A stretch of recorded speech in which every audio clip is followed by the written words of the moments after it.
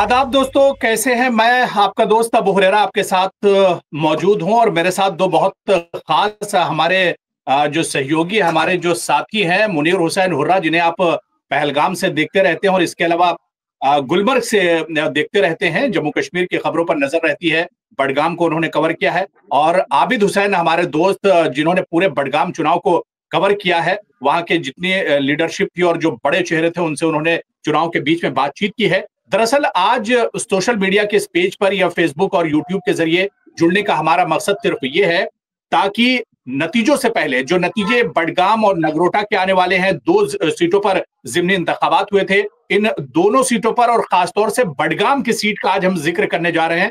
क्योंकि मुनीर ने भी और आबिद ने ग्राउंड पर जाकर एक एक उम्मीदवार से मिलकर, वोटर से बात करके 14 तारीख को क्या कुछ नतीजे आएंगे, इन नतीजों से पहले ही आज इस डिस्कशन में, इस बातचीत में, यानी जो एग्जिट पोल आप कह लीजिए, बल्कि एग्जिट पोल से बढ़कर आप कह लीजिए कि जो नतीजे आने वाले हैं, उन्हीं नतीजों पर हम बात करेंगे मुनीर और आबिद से। मुनीर, आपका भी और आबिद, आप दोनों का बहुत इस्तकबाल है इस लाइव शो में। मुनीर, आपसे ही शुरुआत करना चाहूंगा। बडगाम को आपने कवर किया है काफी करीब से और इस बार बडगाम के चुनाव बहुत दिलचस्प थे।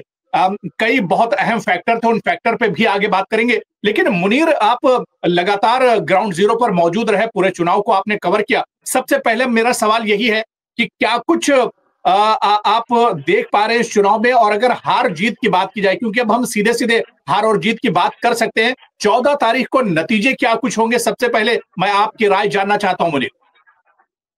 देखिए हुररा, जिस तरीके से बडगाम इस ज़मीनी इंतखाब की बात करते हैं, ये काफ़ी दिलचस्प है, क्योंकि इस पे सभी जी। की नज़रें पहले मरकूज़ हैं। क्योंकि जिस तरीके से आगा रुहुल्लाह ने जो साइड लिया है नेशनल कॉन्फ्रेंस से, उस एतबार से, उस एंगल से भी अहम है। और दूसरा ये कि हम्म। जो पीडीपी के उम्मीदवार आगा सईद मुंतज़र मेहदी है और दूसरी ओर नेशनल कॉन्फ्रेंस के उम्मीदवार आगा सईद महमूद हैं। और कहीं न कहीं इन ही 2 लीडरों के दरमियान जो है ये कांटे की टक्कर है। अब क्योंकि कबल अज़ वक़्त कहना भी मुश्किल है, एग्ज़िट पोल जिस तरीके से हर एतबार से, हर एंगल से हर कोई सामने रखता है, तो इसलिए यही कहा जाता है कि जो इस सीट पर जो नताइज सामने आ सकते हैं, वो यानी हम यूँ कह सकते हैं कि ज़्यादातर जिस तरह हम सुन पा रहे हैं, देख रहे हैं, तो पीडीपी के ही हक में ज़्यादातर लोग कह रहे हैं कि इसका जो नतीजा है वो आ सकता है। तो वहीं दूसरी ओर हम्म। अगर हम नेशनल कॉन्फ्रेंस की बात करते हैं और उनके हामी, उनके लीडरान वो भी कह रहे हैं कि कहीं न कहीं नेशनल कॉन्फ्रेंस भी कम मार्जिन से इस सीट पे यानी जीत दर्ज कर सकती है। अब देखना है कि एक ही दिन बाकी रहा है और 14 तारीख को ये नतीजा सामने आ सकता है। मगर बिल्कुल यहाँ मुनीर, 14 सभी की तारीख को नज़रें दूध जो का है दूध और मरकूज़। पानी का पानी हो जाएगा, तस्वीर बिल्कुल साफ हो जाएगी। आप भी देखिए, मुनीर का तजुर्बा और मुनीर ने जो कुछ फील्ड में देखा है, वो तो ये कह रहे हैं कि पीडीपी इस बार बाजी मार रही है बडगाम से। आपने आबिद बहुत करीब से, क्योंकि आपका ताल्लुक बडगाम से ही है, वहीं से आप आते हैं, और बहुत करीब से पूरे चुनाव को आपने कवर किया है। क्या कुछ आपका तजुर्बा और जो कुछ आपने जमीन पर देखा है, 14 तारीख से पहले आप हमारे दर्शकों को और नाजरीन को नतीजा बता दीजिए। सही हुरैरा, क्योंकि जिस तरह से मुनीर ने कहा, मैं आपको बता दूं, क्योंकि हम्म। कल जब वोटिंग खत्म हुई, उसके बाद हम्म। यहाँ पर पीडीपी के भी खेमों में और एनसी के भी खेमों में जश्न था।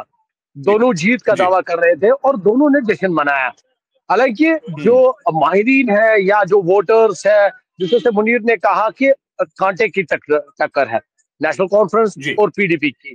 जिस तरह से हम्म। पोल टर्नआउट हुआ, 50% के करीब पोल टर्नआउट हुआ, तो तकरीबन जो है 63,000 के करीब लोगों ने जो है वोट किए हैं।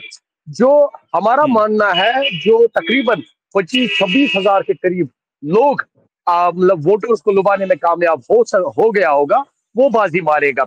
अब चूंकि दोनों जमातें हम्म। दावा कर रही है, जीत का दावा कर रही है, क्योंकि हालांकि यहाँ पर बीजेपी भी मैदान में थी, कई आजाद उम्मीदवार मैदान में थे, खासकर मुंतजिर मोहिद्दीन या एएपी की टिकट पर नजीर अहमद खान, तो वो भी अच्छा खासा वोट शेयर ले सकते हैं। लेकिन सबसे जो टक्कर है, ये कांटे की टक्कर एनसी और पीडीपी के दरमियान है। हालांकि 63,000 वोट्स में अगर हम बात करें, क्योंकि हम लगातार आप कह रहे हैं बडगाम की, जिसमें मैंने पहले ही कहा दोनों खेमों में जश्न था, दोनों खेमे यह जी। दावा कर रहे हैं कि जीत उनकी होगी। लेकिन 14 तारीख, अब कल का दिन बचा है और तो तस्वीर साफ होगी। लेकिन जिस तरह से हम मुख्तलिफ बूथ पे गए, या एक बूथ पे अगर हम जा रहे थे तो एनसी के हक में ज्यादा वोटिंग हो रही थी, दूसरे बूथ में जा रहे थे तो पीडीपी के हक में वोटिंग हो रही थी। तो कहीं ना कहीं ये साफ दिखा रहा है कांटे की टक्कर है। तो मार्जिन जो रहने वाला है काफी नजदीकी से, जो भी दल जीतेगा, चाहे एनसी जीत दर्ज करता है या पीडीपी जीत दर्ज करता है, तो कहीं ना कहीं मार्जिन काफी क्लोज रहने वाला है। हालांकि नेशनल कॉन्फ्रेंस को एज है, हुकूमत उनकी है, इस सीट पर माजी में उनकी पकड़ रही है इस मौजूदा वक्त में, क्योंकि आपको मालूम है 2024 में 36,000 के करीब सीएम उमर अब्दुल्ला ने इस सीट पर जीत दर्ज की थी और तकरीबन 18,000 वोटों से वो जीते थे। यानी ये बड़ा मार्जिन है इसमें तो हालांकि अब जहां पर 2026 के बिल्कुल मौजूदा सरकार में नेशनल कॉन्फ्रेंस की सरकार है आबिद, लेकिन आगा रूहुल्ला फैक्टर को कैसे आप देखते हैं? क्या ये नतीजों में भी ये फैक्टर दिखेगा? ये जो नाराजगी है नतीजों में भी दिखेगी? हाँ, सही कहा आपने, क्योंकि उनका फैक्टर तो रहने वाला है। उनका जो वोट है वो कल डिवाइड हो गया, आधा पीडीपी में चला गया, आधा एनसी में चला गया और आधा साइलेंट रहा। यानी कहीं ना कहीं उनका सेंटर रहा है। अब ज्यादातर उनके सपोर्टर ने किसको वोट दिया ये कहना काफी मुश्किल है, लेकिन अगर उनके सपोर्टर ने एक दल को दिया होगा, चाहे एनसी हो या पीडीपी हो, अगर उनके सपोर्टर ने दोनों में से एक को ज्यादा वोट दिए होंगे तो कहीं ना कहीं वो फातह साबित होगी। नगरोटा में तो बहुत शानदार वोटिंग हुई है।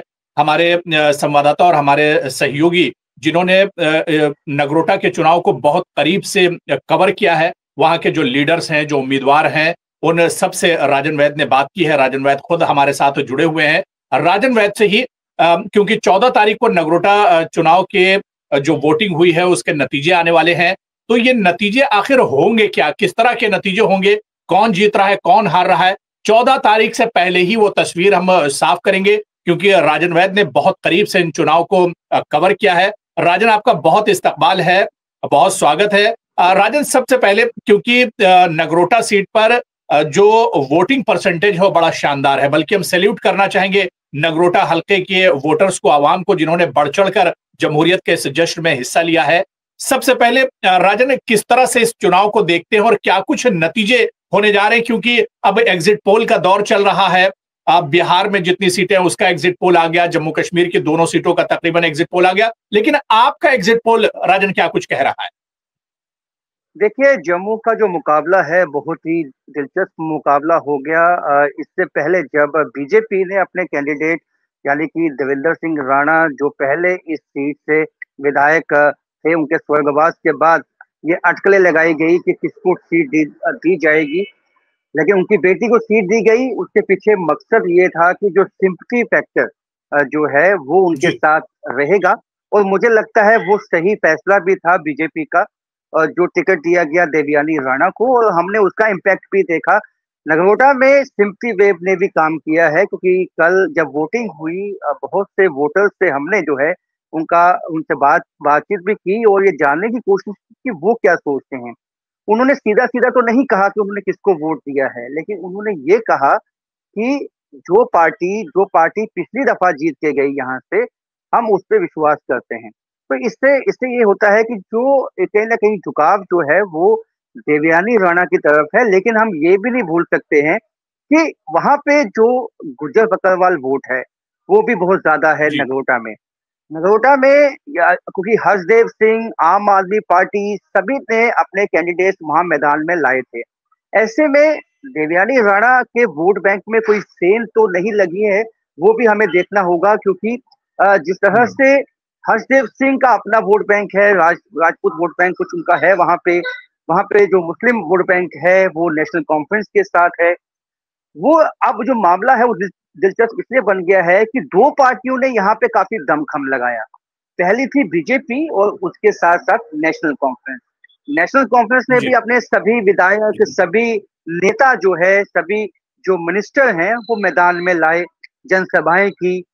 उमर अब्दुल्ला खुद आए नगरोटा में, उन्होंने जनसभा की, हालांकि उनका माइक वहां पे नहीं चला, लेकिन उससे पहले डिप्टी सीएम जो सुरेंद्र चौधरी हैं, उन्होंने वहां पे कैंप किया हुआ था।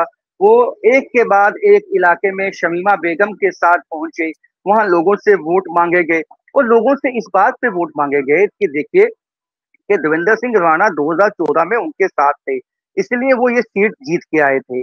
और ये भी कहा गया कि अभी तो हुकूमत में हम हैं, यदि हुकूमत का आप साथ देंगे तो हुकूमत आपके साथ खड़ी होगी।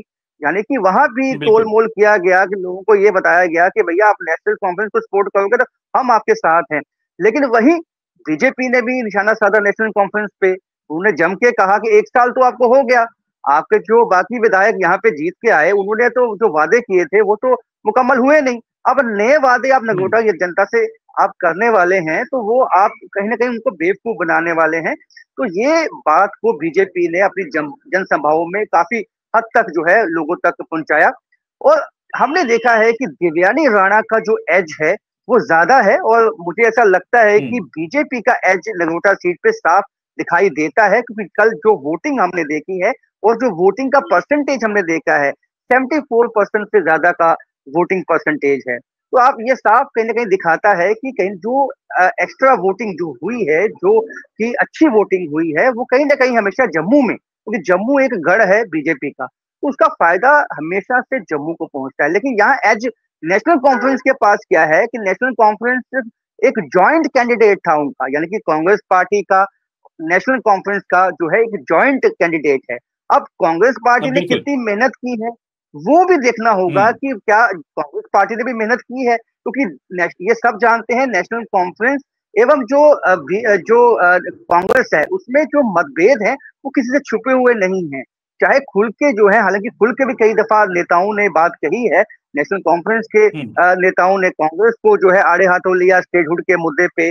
कांग्रेस स्टेटहुड के मुद्दे पे खुद ब खुद जो है वो लगी हुई है। तो कई इश्यूज पे उनका मतभेद है, लेकिन कांग्रेस पार्टी ने ये कहा कि हम अपना जॉइंट कैंडिडेट दे देंगे ताकि जो कोalition है उसको मजबूत किया जाए। लेकिन उसके बावजूद यदि अगर वोट बढ़ गए हैं, क्योंकि आम आदमी पार्टी भी है, क्योंकि देवेंद्र सिंह राणा का अपना वोट जो है वो मजबूत वोट बैंक हमेशा से नगरोटा में रहा है, जिसका फायदा कि देवयानी राणा को मिलेगा, ये बात छुपी हुई किसी से नहीं है।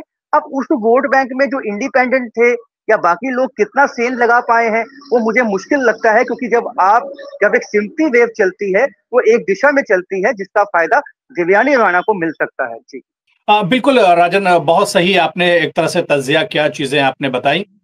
लेकिन देखिए यहाँ पर नेशनल कॉन्फ्रेंस की साख जो है दांव पर लगी हुई, लेकिन हम लोग ये भी बहुत अच्छे से जानते हैं कि देवेंद्र राणा जब तक नेशनल कॉन्फ्रेंस के साथ थे तो ये नेशनल कॉन्फ्रेंस का गढ़ माना जाता था, बल्कि देवेंद्र राणा ही हार और जीत उनके चेहरे पर तय होती थी।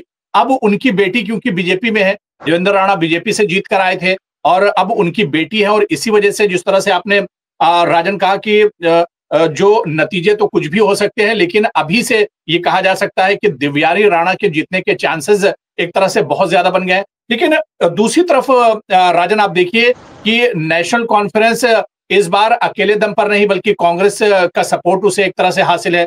इसी तरह से आप देखिए कि सुरेंद्र चौधरी, जिनका आपने जिक्र किया, डिप्टी सीएम, वो वहां पर डेरा डाले हुए थे क्योंकि वो खुद जम्मू से आते हैं और उनकी जो पर्सनालिटी है वो खुद डिप्टी सीएम है, उसका भी असर पड़ेगा। और मौजूदा सरकार, जो आपने सबसे बड़ा फैक्टर बताया कि जो लोगों पर एक तरह से असर डाल सकता है, और जिस तरह से नेशनल कॉन्फ्रेंस ये पावर कराना चाह रही थी कि अगर जो आपका नुमाइंदा जीत कर आएगा और अगर वो सरकार का होगा, मौजूदा सरकार का होगा, तो आवाम को उसको फायदा मिलेगा।